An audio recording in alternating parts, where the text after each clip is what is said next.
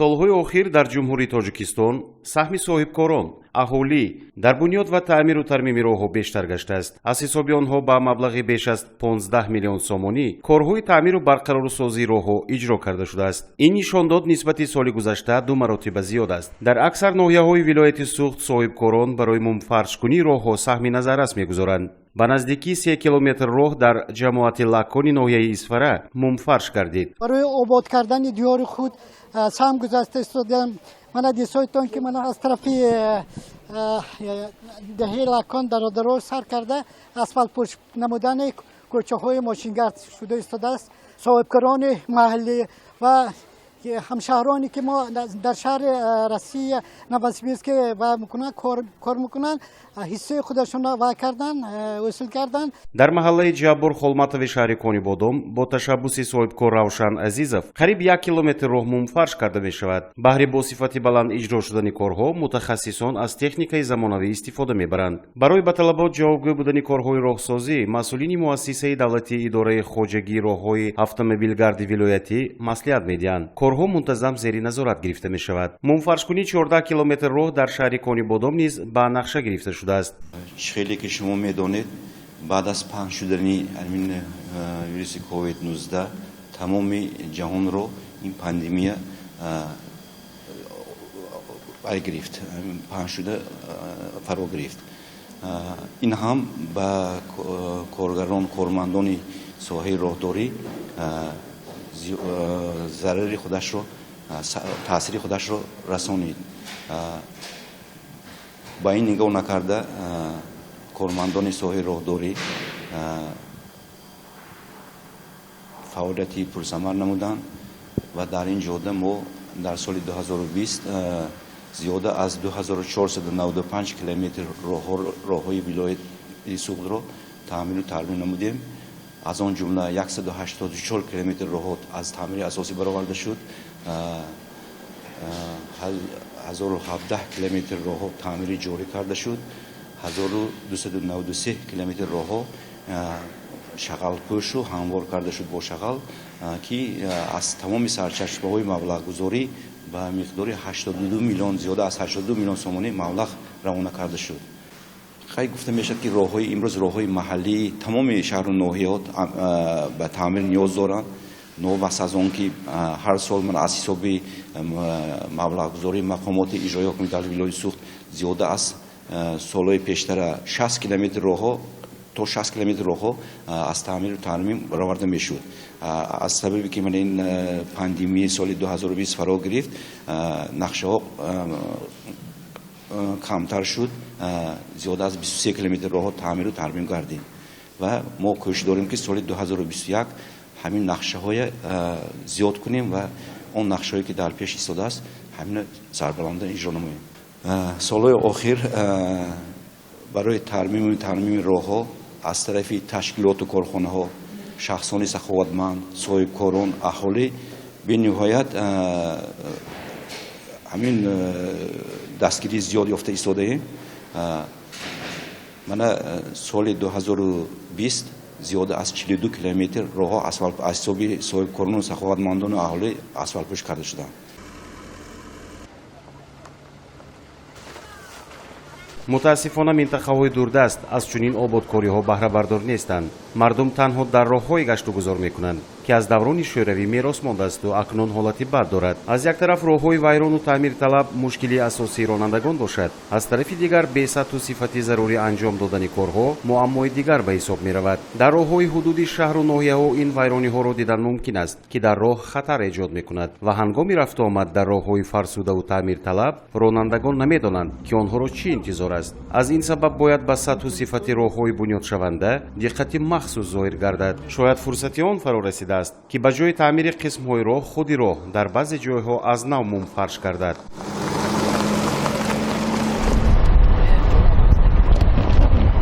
роҳи нақлиётгарди айнии кӯҳистони Мастчоҳ солҳои 60-уми асри гузашта сохта шудааст. ин роҳ барои кишвар аҳамияти хоса дорад, зеро қисмати шарқии ноҳияи айниро бо кӯҳистони Мастчоҳ, пойтахт ва дигар шаҳру навоҳӣ пайваст мекунад. ҳукумати кишвар раванди мукаммалсозии инфрасохтори роҳу нақлиётро идома медиҳад. роҳи нақлиётгарди айнии кӯҳистони Мастчоҳ тавассути минтақаҳои кӯҳӣ ва мавзеъҳои душворгузар убур мешавад. ҳамасола дар фасли сармо дар ин мавзеъ бориши барфи зиёд ба амал меояд. боришот ва фаромадани сел минтақаҳои мухталифи роҳро вайрон карда боиси баста шудани роҳ мегардад. зиёдамо Сафарова сокини деҳаи пастғави ноҳияи кӯҳистони Мастчоҳ мебошад. ӯ дар маркази ноҳия шаҳраки Меҳрон ба ҳайси фарроши беморхонаи марказӣ кору фаъолият дорад. рафтуомад аз деҳа то ҷои кор барои ном бурда мушкил аст.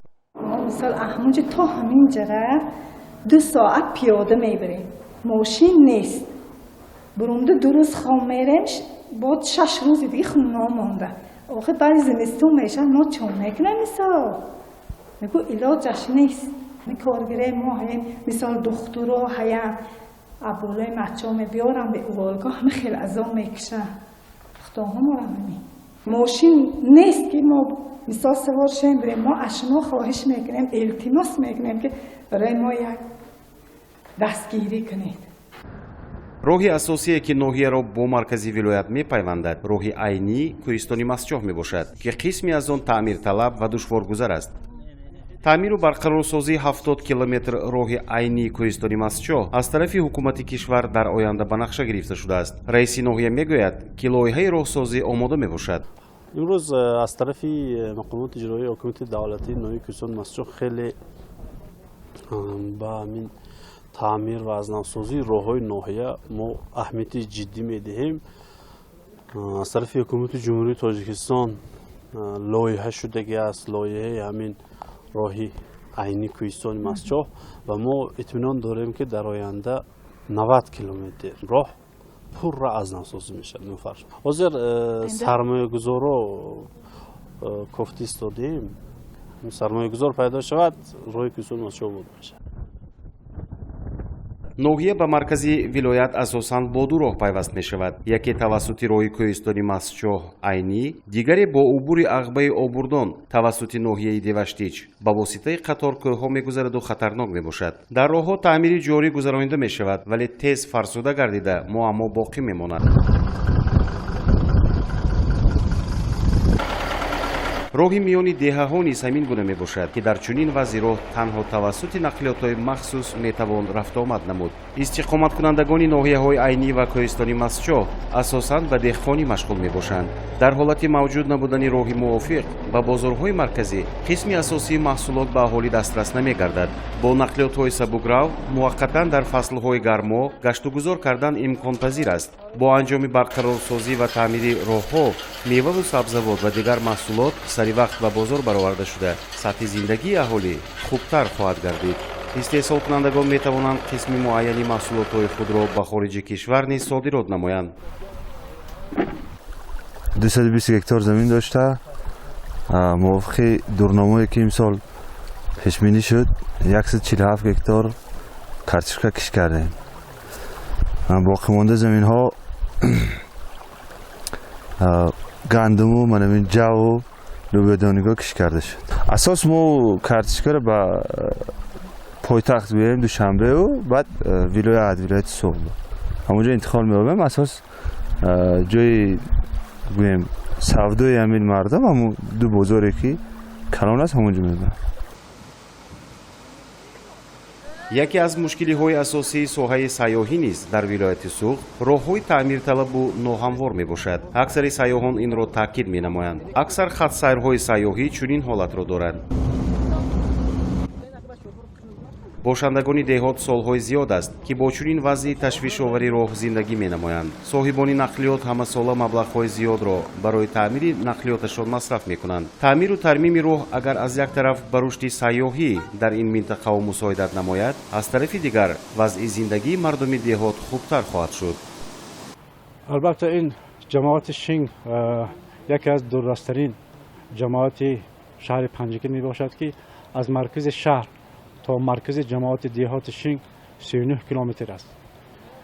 омадани сайёҳон албатта барои беҳтар гардидани инфрасохтори ҷамоат, роҳҳо ساختن هر گونه نقطه های خدمت رسانی تاثیر خوب میرسان و این زمان یک چند لایحه ها پیشنهاد کرده شده است برای تعمیر راه، اینچنین از طریق خود شهروندان که اکثر وقت یک عنعنه خوب در بین آنها پیدا شده است و طریق حشر راه ها تعمیر کرده می شود.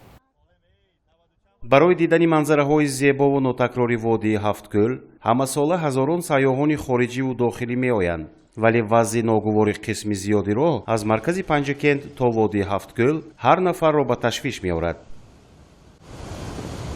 мо ба якум очрат ҳамин роҳ дар кор, барое ки агар роҳ тоза кардагӣ бошад сайёҳ ҳам бисёр мебиёяд, мардуми тоҷики моям бисёр мебиёяд, барое ки роҳ ки ин хел вазмин ҳаст ва як бор мебиёд мебинад ки ин хел роҳ вазмин метарсад, барои мисол сайёҳ ҳам метарсад дар ин роҳ. давлат хай бо гуфта ман ваъда кардагӣ будам ки барои мисол ки мо ин роҳҳоя тоза карда барои соли туризм, рушди туризм роҳҳоя тоза карда калон карда мемонем ки мошино нағз гузарад гуфта. як сол пеш омада хел ваъда кардагӣ будам. барои таъмиру мумфаршкунии соли 2019 аз ҳисоби буҷаи кишвар ва маҳаллӣ зиёд аз $8 миллион маблағ ҷудо карда шудааст. айни замон вобаста ба роҳ дар кишвар 10 лоиҳаҳои хориҷӣ татбиқ гардидааст. ҳаҷми ин лоиҳаҳо $621 миллион ташкил медиҳад. дар солҳои соҳибистиқлолӣ барои таъмиру навсозии роҳҳои нақлиётгард 12 миллиард сомонӣ сарф карда шудааст. барои пурра таъмиру навсозӣ намудани ҳамаи роҳҳои нақлиётгарди кишвар тибқи ҳисоботҳо $2.7 миллиард маблағ лозим аст. оё имкони ҷалби ҳамаи маблағҳои зарурӣ барои ин соҳа дар кишвар мавҷуд аст ё не? суол боқӣ мемонад.